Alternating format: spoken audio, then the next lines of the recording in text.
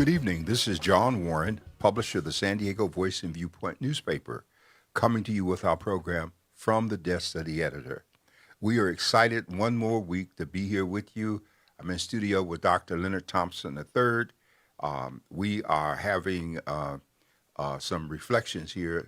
July has been a phenomenal month for both of us and for both of our organizations in terms of the events, the outreach, the support that we've had from the community, and we're just excited. I mean, I guess we wish we could take a vacation going into August, Dr. Thompson.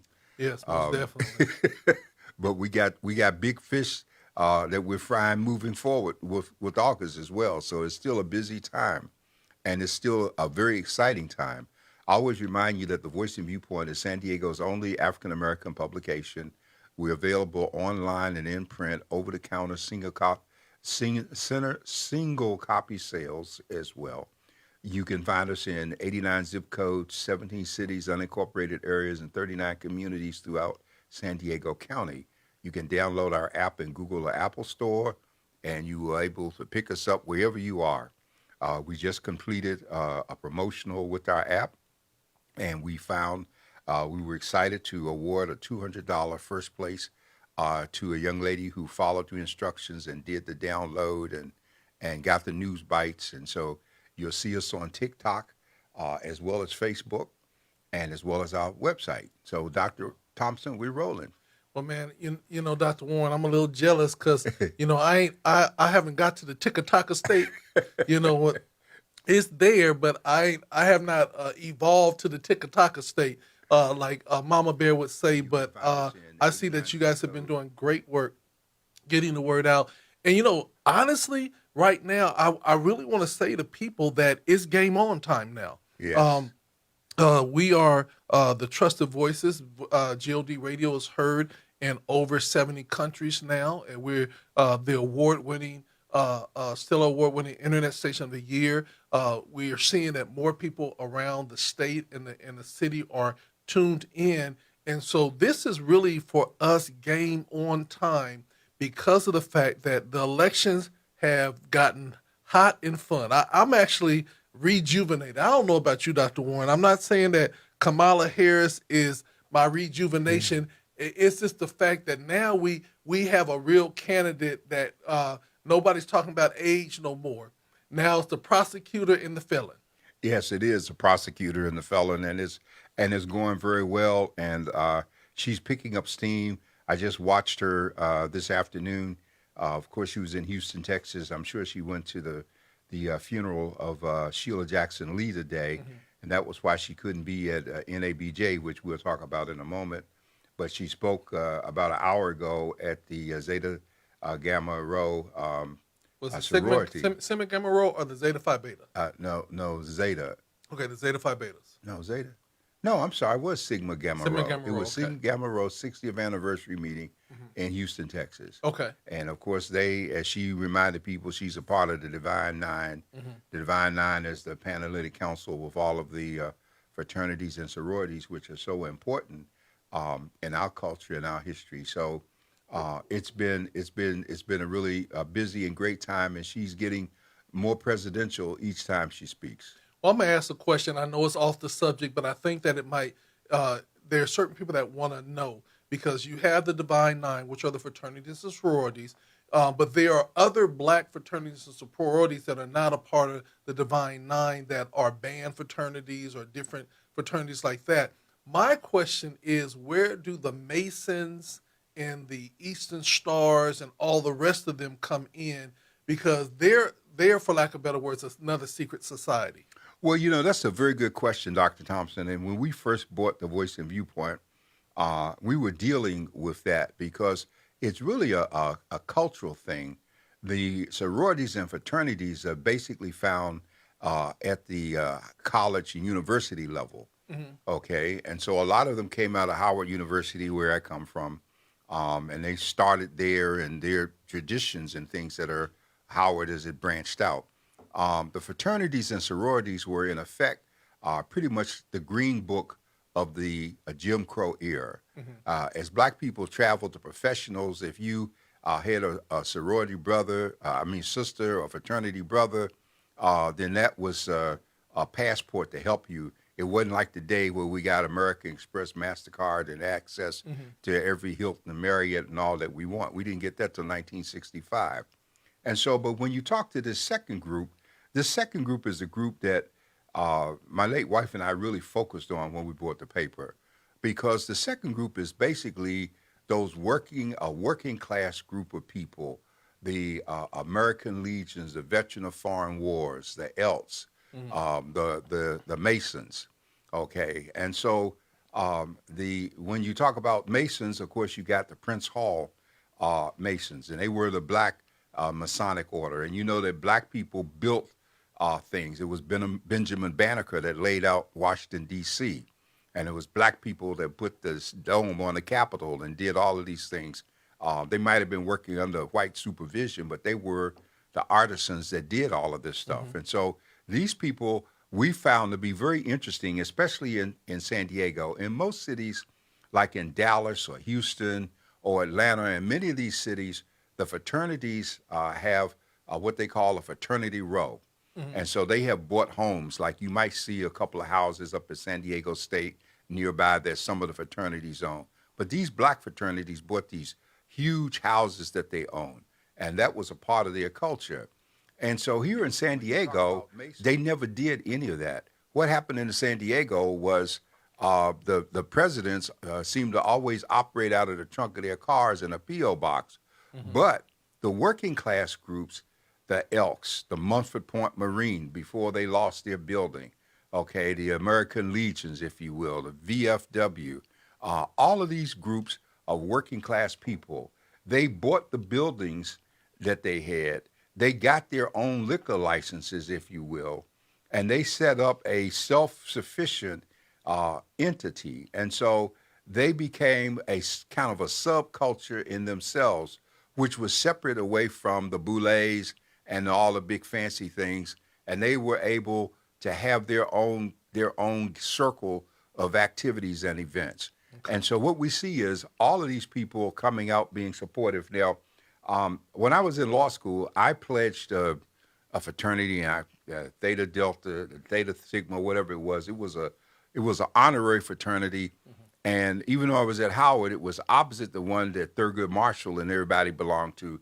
But I pledged that particular fraternity at the time to help them keep their charter because they were about to lose it. And so I never really had any actions with them beyond an academic commitment there. And so this is what we have. And this is so important now because we still have a network, if you will. That network is coming together. When they talk about the Divine Nine, the Panhellenic Council, all of these groups, they got members all over the place. When you talk about Howard University, we have a network of members that expands around the world and for generations in terms of people, because Howard has been the Black Harvard. And so you have this huge galvanized network. And this network is coming together, has come together in many ways in support of Kamala Harris's presidency. Now I got to interrupt you because some people would say that Hampton is the Harvard of the HBCUs. Now, where's the argument? Because they both got the H's, but who's older? And well, Howard is the older of the two entities. Howard is over 100 and some years old. Hampton was established as an institute. It became a university probably in the last 30 or 40 years. It was not a university at first. Okay. As a matter of fact, my oldest daughter is a undergraduate graduate of Hampton. It was institute, I believe, when she graduated, and she has a master's from Howard. So she's a graduate of both institutions. But her mother is a graduate of USC, and USC is where I did my graduate work. So the network extends across boundaries, but the important thing right now is we're trying to mobilize not only a new generation, and that's those people that are there. When I look back at the clock, Kamala was coming to Howard. She came to Howard as an undergraduate student the year after I graduated from law school. And I've been out of law school for 40 years. So how it was evolving and changing, even at the time that she came along. So much had been done, but the history and the culture is still intact, and that's what she's drawing upon. Yeah, and so one of the things that we have to do is look at where the structure and now that it's what I call the go time. Now is the time that we have to start making some hard moves together as a collective. You have your Divine Nine, you have your Masons, but also there's going to be a call for even the church communities and all their major connected pieces. You have Kojic, you have Apostolic, you have Baptist, you have all the different ranks. Now is the time not to talk about it, but we have to be about it. And if we can start this registration campaign, and literally, I'm not telling you to tell people what to vote for, but we need them to vote and we need to get them registered. And we got to look at every entity. And I tell people from the White House to the outhouse, everybody needs to get involved. And I feel now people feel that I want to get involved. Well, we have to. The whole church community is a third spoke in this wheel that I'm talking about, because the church community is different based on geography where it's located. The church community in the South, like in Atlanta, I mean, those people, The Bible Belt. were making it a point that you come to church, and after church we're going to register and we're going to vote on Sunday. Yeah. That's why they start changing the rules in terms of where the drop boxes were and whether or not you could vote on Sunday, because people were gathering those votes. A lot of our churches here they're afraid to become political. They're so worried about the 501c, and the pastors do not organize from the standpoint of a political awareness as they do in the South. The pastors were a strong element in terms of the civil rights movement, what Dr. King did, his father, Jesse Jackson, all of these people who came and made the ministry work as a part of the battle for civil and human rights in the South.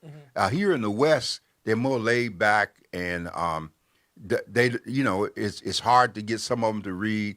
The pastors don't want to be politically informed. Most of them are not. I've dealt with them over the years. We've been getting to get some younger pastors now who have more of that.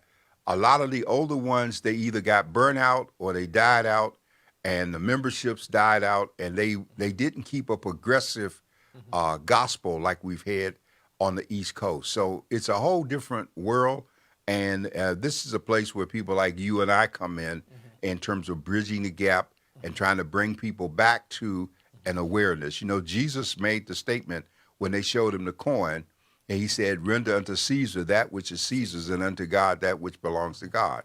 And so the vote certainly belongs to us in terms of being in support of God, because the scriptures tell us that we are supposed to pray for those who are in authority.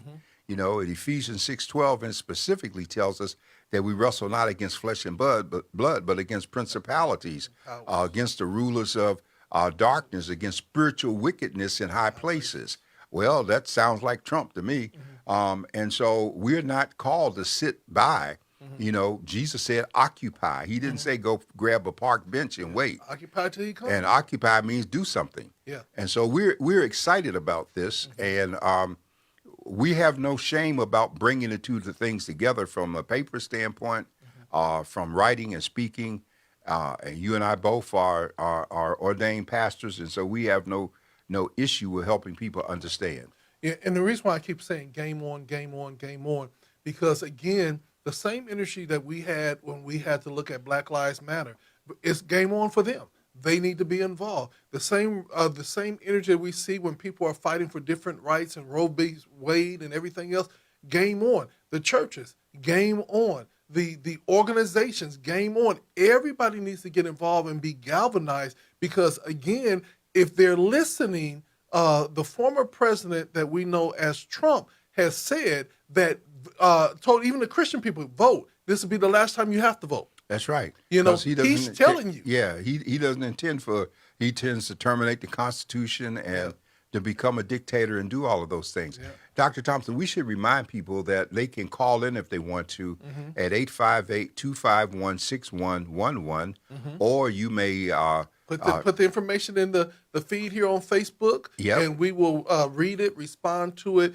You can get involved with this conversation, because the one thing that I will tell you is that the topics are going to get hotter and hotter as we move forward, because of the fact we have to prepare people to think beyond what they're being fed. This is now going to be class 101 classes in session. And Dr. Warren, I gave you that article today about the polls. Right. Because I think that's really important that we share. And then I want to give as much time to Project 25 and anything else that you want to talk about today. Well, I got a couple of things, but let's just deal with this poll thing first. And I want to read what we have here. It says, a poll worker shares, after finishing poll worker training, because they are training people now in preparation for the election, which is 97 days away, shares insight to voters to watch out for and beware of. And here's what it says. Voters, if you are checking in at the polls and they happen to write anything on your ballot before they give it to you to put in the voting machine, such as a letter, a check mark, a star, an R or a D, or any writing of any word of any kind, please request a new ballot. Your ballot could be disqualified if it is written on. Please be on the lookout for this type of behavior when voting. Now, this is very important in many respects because, first of all, a lot of people who were working the polls have either retired or they've been frightened and they've come out of it. Some 50 years ago, I was one of the organizing voter registration people in D.C. when we created the districts in which people vote. And I helped run the first elections that we had there for city council and other positions for mayor and all of that. So we had ballots, we had hanging chads, we had paper ballots, we had voting machines, we had long hours, we had people that we had to watch the trucks and watch the boxes and all kinds of things that come up in terms of what can happen with an election.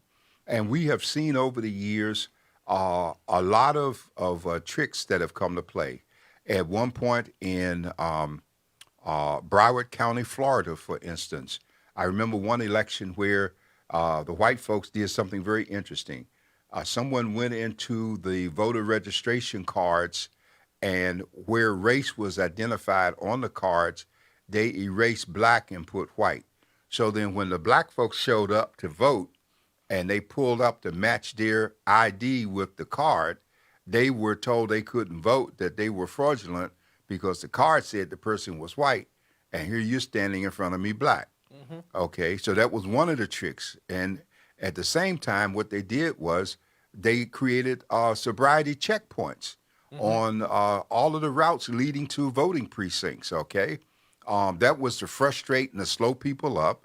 We saw in the last elections in 2022, which was like a midterm thing, we saw situations where people were in line.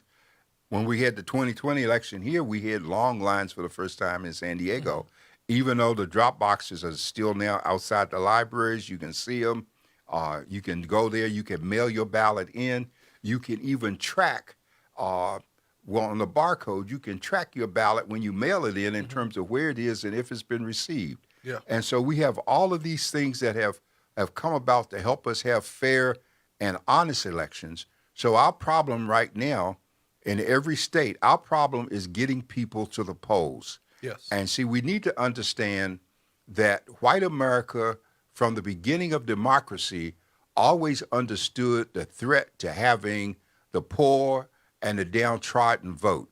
Mm-hmm. When they first started having elections, there was a thing called poll taxes. Mm-hmm. And the poll taxes could only be paid by white property owners. Yeah. And so then when we started moving toward forcing them to let black people vote, they would have a situation where a black person show up at the polls. You might have seen this in Miss Jane Pittman, which Cecily Tyson played that part in that movie. How Well, they didn't do it in that movie, but in many instances, you showed up to vote, and they hand you a jar of jelly beans and tell you to tell them how many jelly beans are in the jar. Exactly. Okay, so anything to frustrate it, and this is why people like Fannie Lou Hamer has to be celebrated. I mean, this year the Democratic convention is in Chicago, but let's fast turn the clock back to when it was in Chicago and the heat of everything going on. When she went there to fight to get the Mississippi delegation included, so that black folks could be represented because they were locked out.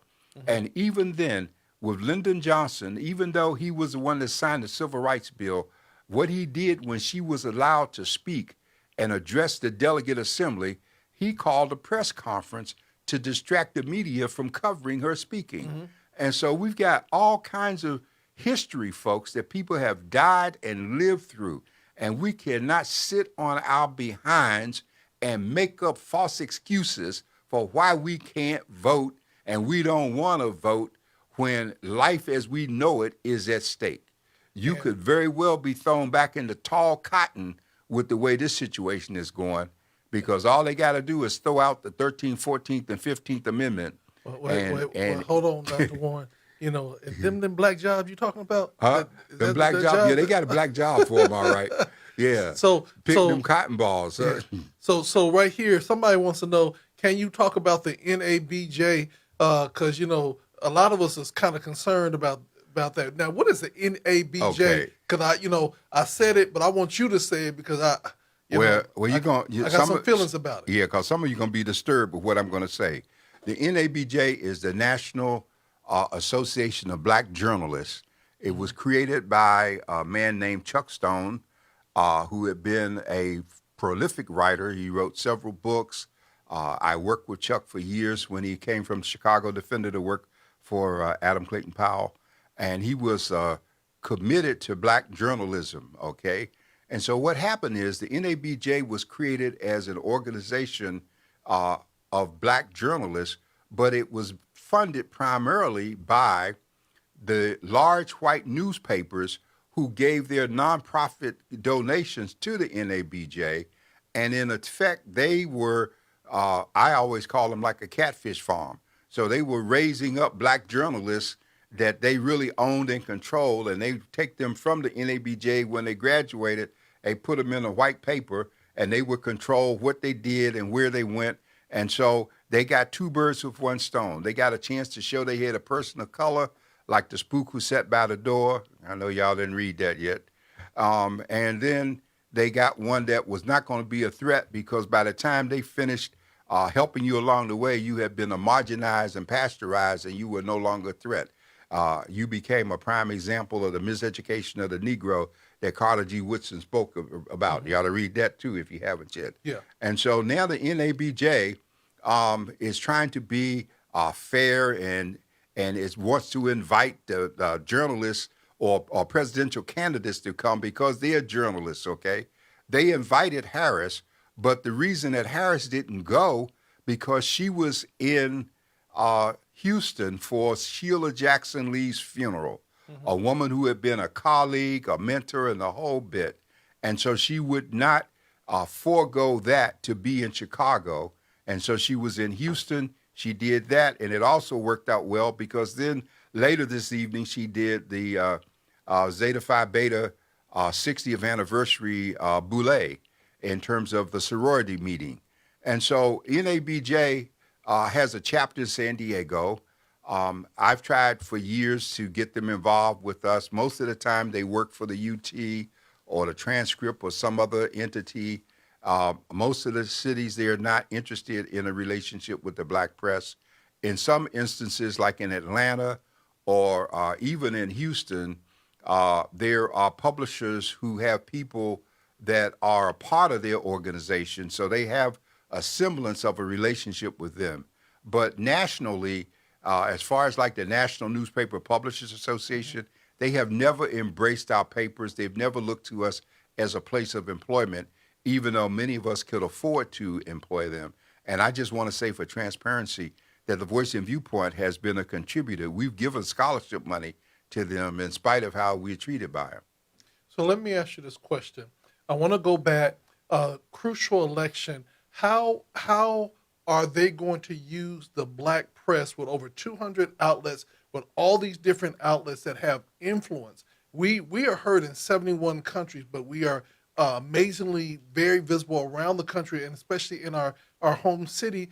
We have the partnership, us together. You have over 500,000, people that you can hit with all the different medias. We have so many hundreds of thousands we can do. How are they going to use the black press or the cultural press Well, let me to make ask you. this I happen? can answer you in a couple of ways. In June, I finally got through to the White House in terms of some discussion because what's happened with the Democratic Party in each presidential election, they put their money in what they call battleground states. So that would be Florida, Pennsylvania, Michigan, but they wouldn't come west. And so we have papers and radio owned black owned radio stations on the West Coast.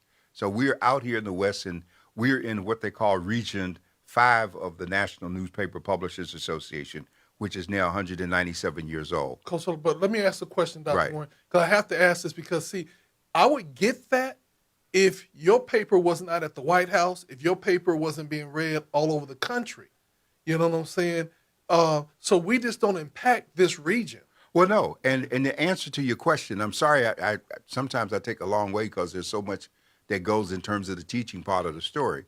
And so in June, I had a conversation with the White House in terms of the campaign, and at our June meeting, they sent a person to make the announcement that they were going to spend $1.5 million with the black press. Okay. Okay, and Which so is a low number. yeah, it's a very low number. Okay, and so I heard that, and at the time that the person made that, that person and I were already in negotiations for them to come to one of our Zoom conference meetings that I convened with all of the papers on the West Coast. Well, what happened after that was this was before Kamala Harris became the candidate. Once she became the candidate, I went back to them and said, we need to do an upgrade of this scenario.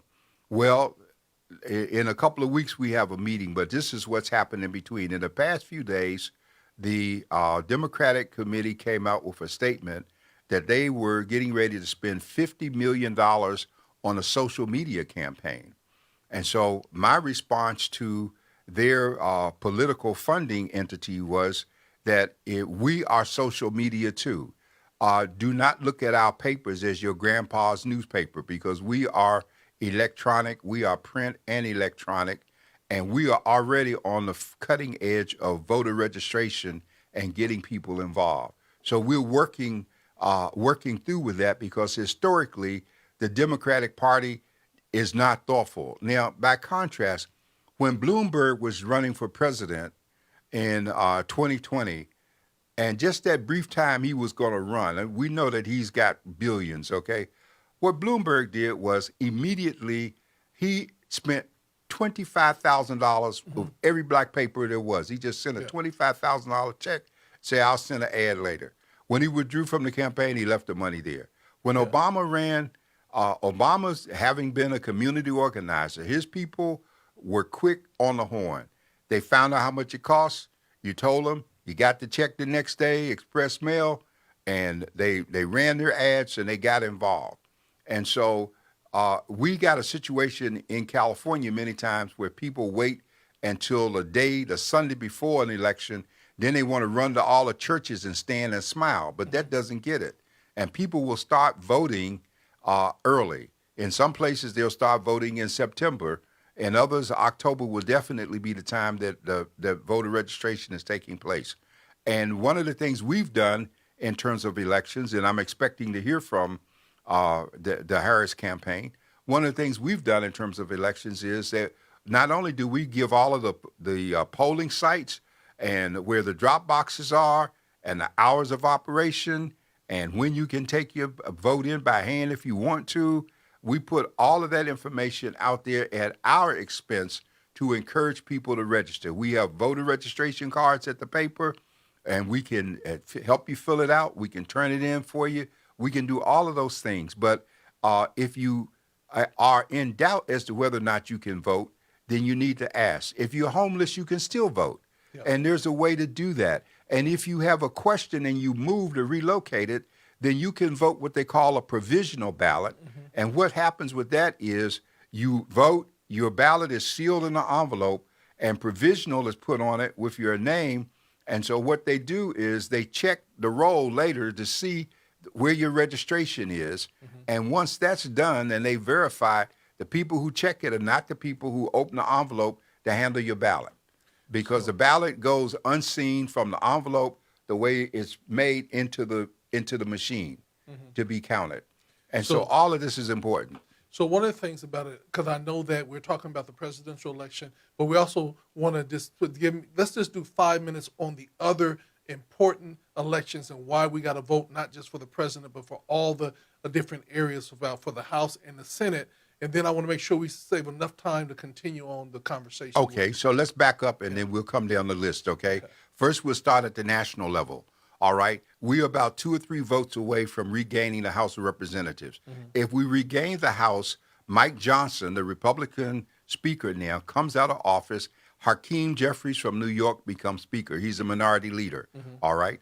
California has the largest delegation it is. We have 52 congressional seats, which means we're going to have 52 electoral votes. 40 of those are Democratic, 12 of them are Republicans. We need to be trying to gain the Republican seats, okay? And wherever people have folks that are running, and I'm telling folks editorially as I write and disseminate my stuff all across the country, that if you have a congressional rate in your district and there's a Democrat running, then you need to get people to vote for that Democrat if at all possible, if they're not a Trumper and to the right, so that we get the numbers to regain the House.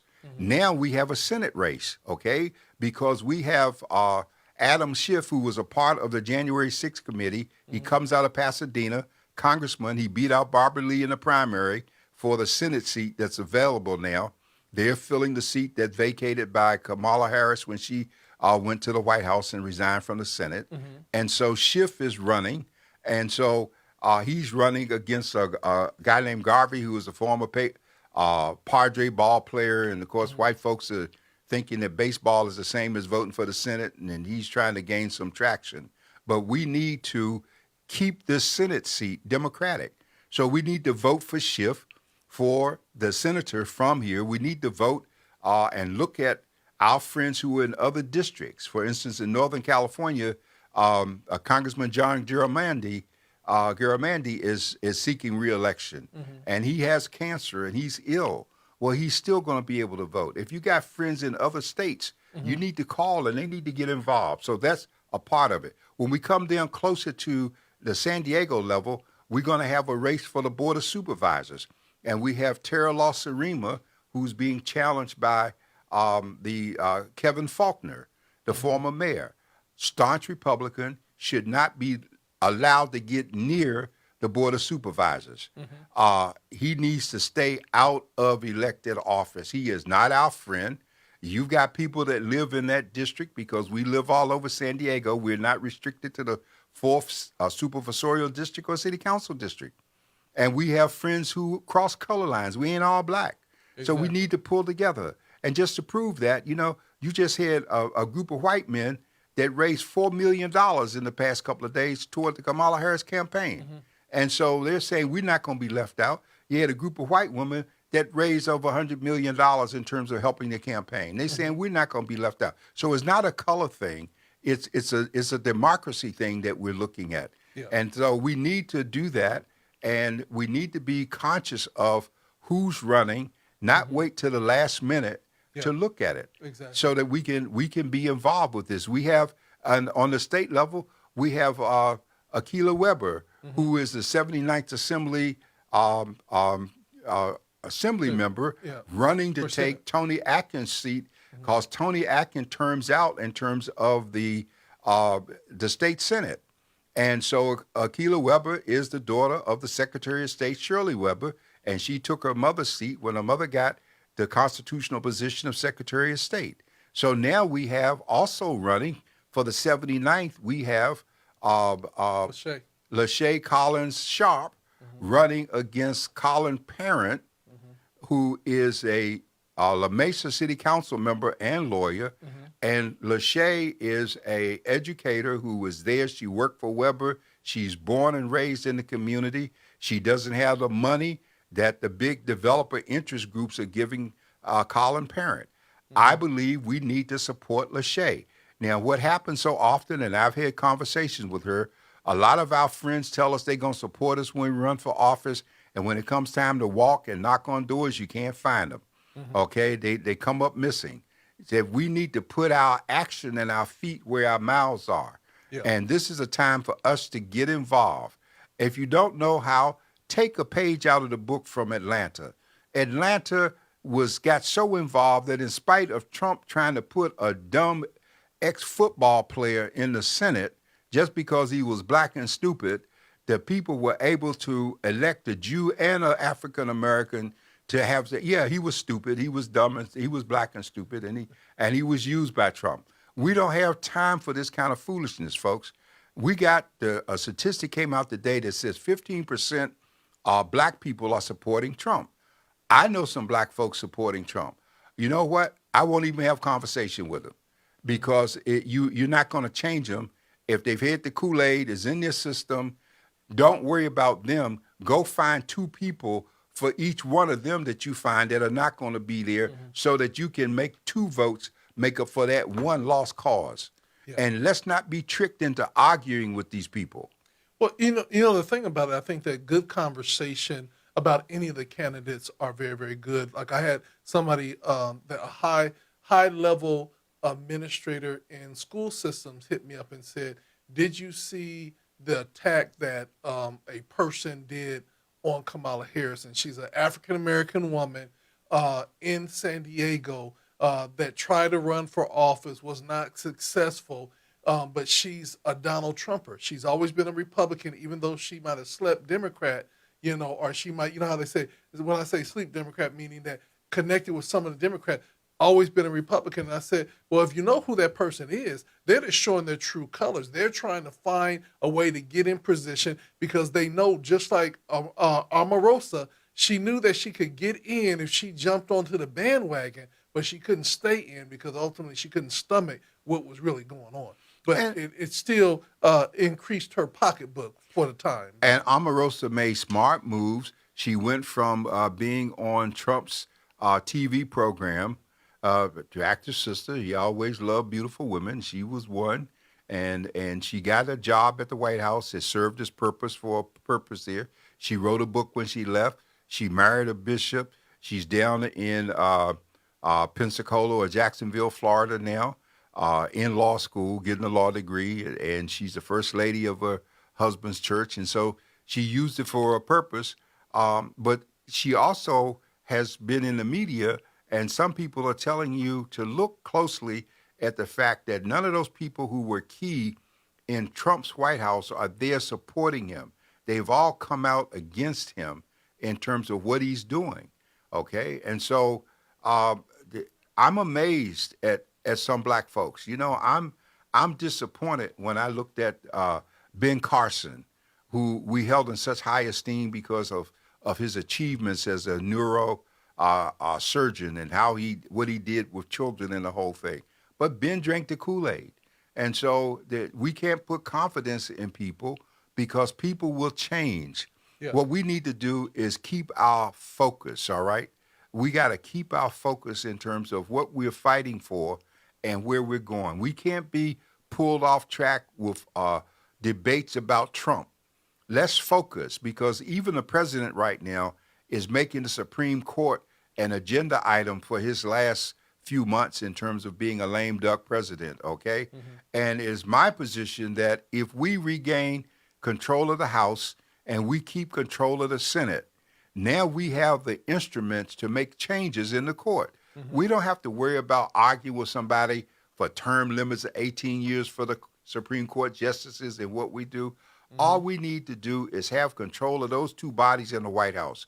When we have that control, we can legislatively alter Roe v. Wade. We can legislatively alter the Chevron decision. We can legislatively alter all of this stupid stuff in terms of immunity for the president. Once the Congress makes a law, that changes a Supreme Court decision, that law stands. Yeah. And so we need to understand the process because most of us don't understand it.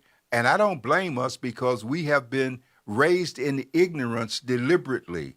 We have been deliberately robbed of understanding civics, understanding government. Do you know that the people who come to this country and seek citizenship and hold up their hands, they know more about the Constitution, the Bill of Rights, the Declaration of Independence than the folks who were born here.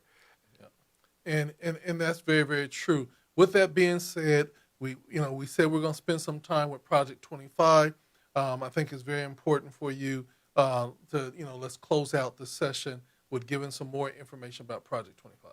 Well, Project 2025 is a 920-page document developed by the Heritage Foundation, if you will.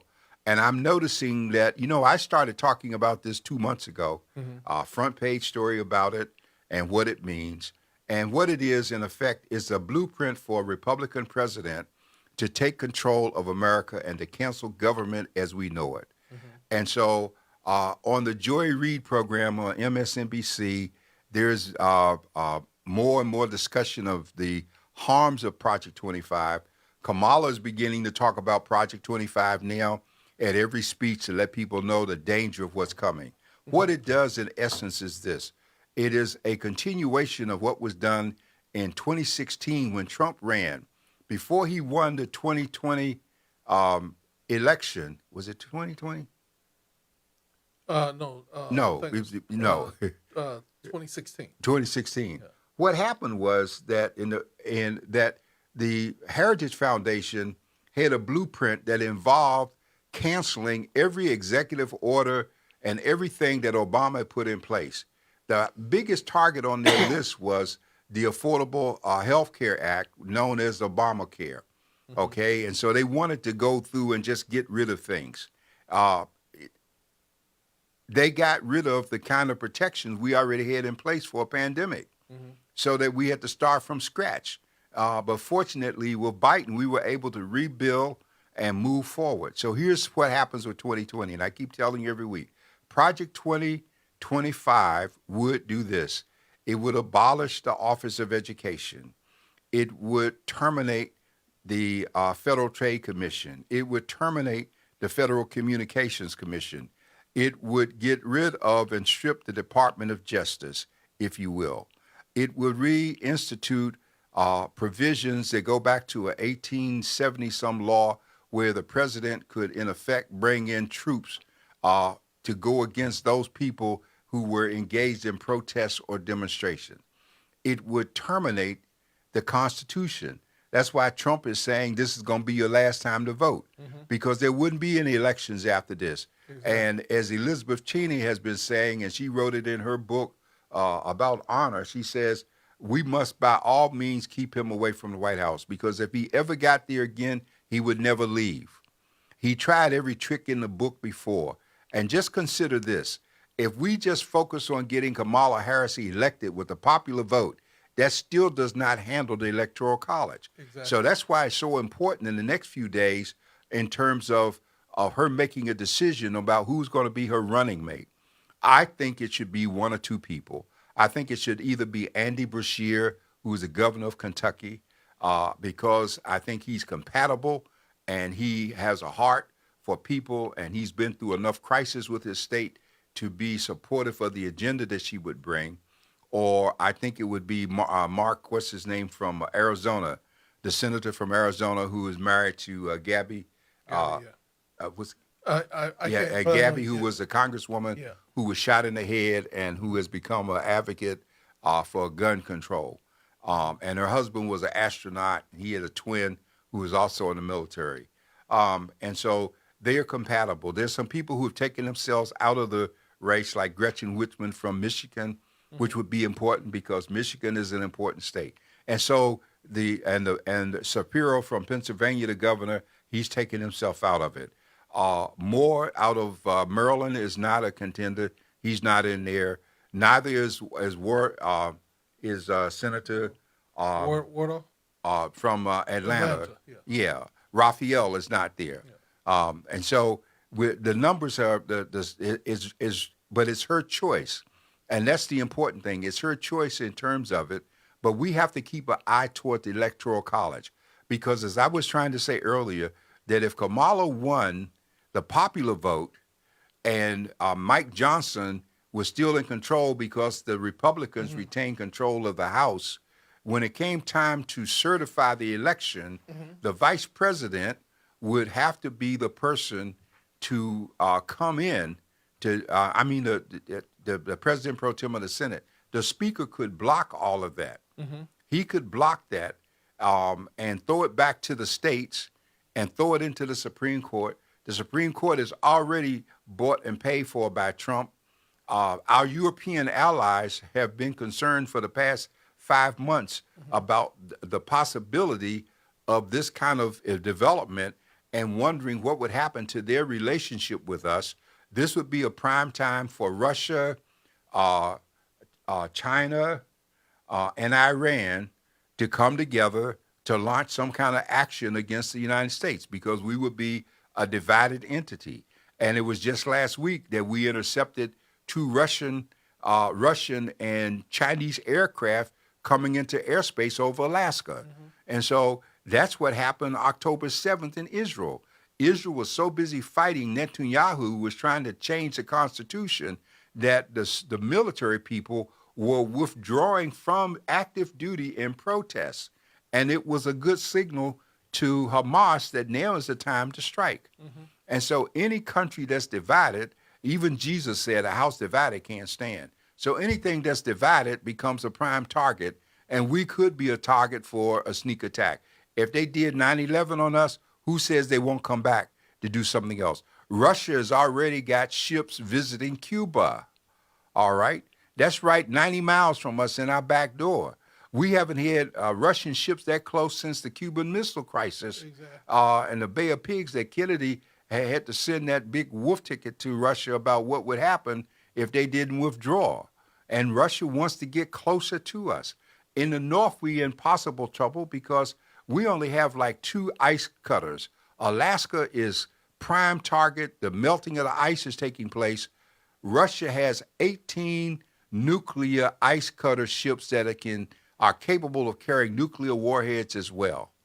And so we are vulnerable, folks, in so many ways. We're giving ammunition to Ukraine. We're not replenishing our supplies as quickly as we want to. We need to do that. You got China flexing his muscles over Taiwan. We don't know what's going to happen there. We're giving weapons to Israel. We got a whole bunch of things on the drawing board, and the average American citizen today is not concerned. And unlike when we went through World War II and the Korean conflict, we had a draft then. Exactly. We don't have a draft now. Exactly. Okay? We got to ask people, will they step up? And I can tell you the generations that we have today, if you go down and visit the Midway, which has over 1 million visitors a year, and look at those pictures and those mannequins and those planes there that fought the battle in World War II in the South Pacific, all of those young guys were probably under 25, but they were committed in terms of the country. We don't have that loyalty and commitment today to the country that we had then. So we are following in the path of Rome, which lasted for 400 years, but history has shown us that of 21 great civilizations, they have collapsed from within, where people got soft, they fell away, they lost their loyalty, they did all of these things that created problems. So this has been probably quite a history lesson for some of you. Maybe you can go back and pick it up and share it with someone, since we're going to archive it. But these are things that we're not talking about, we're not paying attention to. The media is not our friend. The media is twisting and shaping stuff to suit their purposes, and they are creating these crazy polls. If they could mess with the Kamala movement, they would. They were very unkind to Biden in terms of the way they focused on him, while Trump was acting stupid and talking about Silence of the Lambs and everything with his crazy self. That was okay. All right. We got a Secret Service that's in disarray because they had 90 minutes to have done something about this guy. Fortunately, Trump didn't get killed. So, folks, we got big challenges, and most of us are just struggling. The Federal Reserve just announced today that maybe next month they might lower the interest rate. Well, the interest rate was raised to create high unemployment, which is making it more difficult for you to rent, buy a car, do a security deposit. All of these things that are going on, we got to focus on locally. Today in the news, there's an issue going on right now with some immigrant tenants off of Winona, where the landlords are raising the rents 50, 80% on these people. How are we going to keep talking about a tenant protection ordinance when landlords have these freedoms? And as long as landlords in this county, where we have 49% of the residents are renters, as long as landlords go unchecked in terms of rent control, then we're going to continue to see an increase in the number of homeless people. Yeah. There's a lot going on, Dr. Thompson. I didn't mean to be so long with it. No, lots going on. And, again, because there's so much going on, we're going to continue the efforts in our next few weeks to continue to talk about Project 25 or 2025. Shout out to the people that are at the Olympics and that are doing well. Simone Biles is true to the game, and I'm always very excited to see what's going to happen with that young lady, because she's a story in herself. Somebody that was an adopted child. Somebody. How they say the throwaway kid became the millionaire and the golden child. Well, she comes into this with 5 medals from the last Olympic, and she has the chance to win 7 more this time, which would make her the highest ranking member in terms of medals collected. Yeah, she right now has broken the record. She got a gold all around, so basically, so she's now the highest medal gymnast in the history of the United States with their win as a team last night. Now she can go for the individuals, and even with a hurt calf and everything else, she's doing extremely well. And I'm looking forward to the track and field competition with Sha'Carri Richardson. Have you noticed that?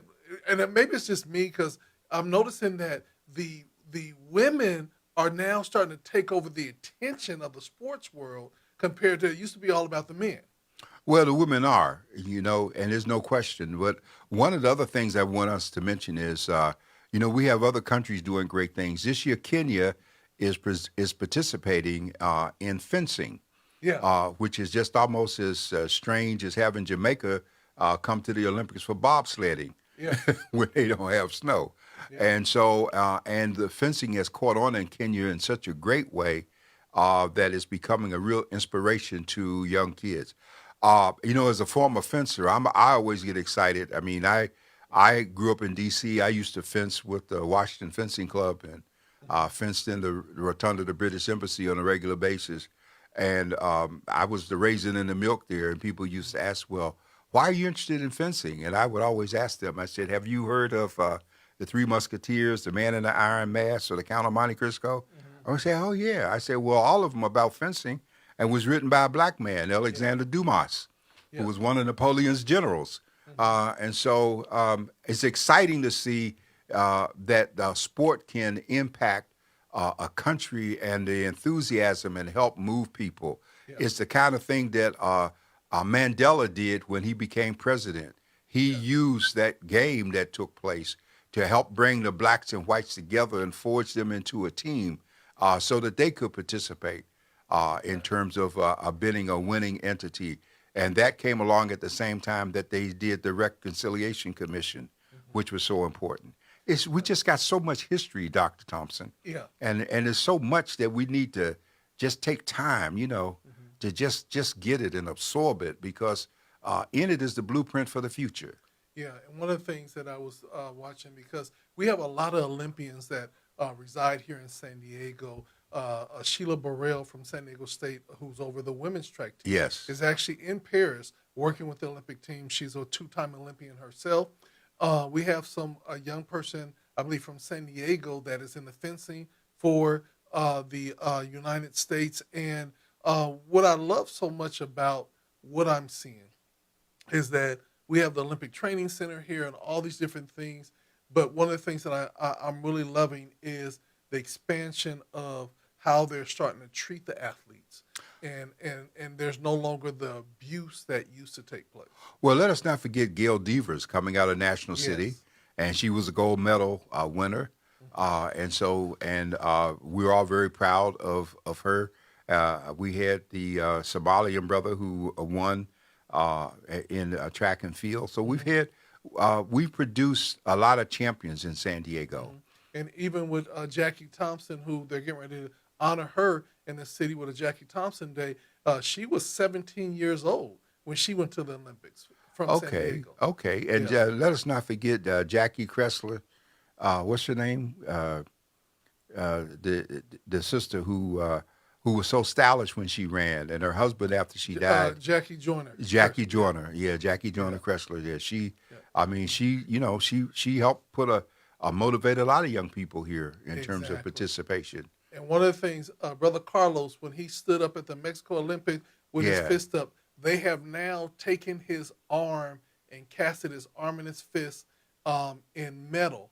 And there's a big display now that's going to be in the Smithsonian honoring his stance. And it's his arm with, I think, almost 200 of them Yes, raised up. and I remember that day very clearly when the three of them stepped up on that pedestal and raised that fist, and how America, you wanted to go into cardiac arrest and really be all upset about it. Yeah. So again, they paid a great price, and we need to be aware of the shoulders that we stand on.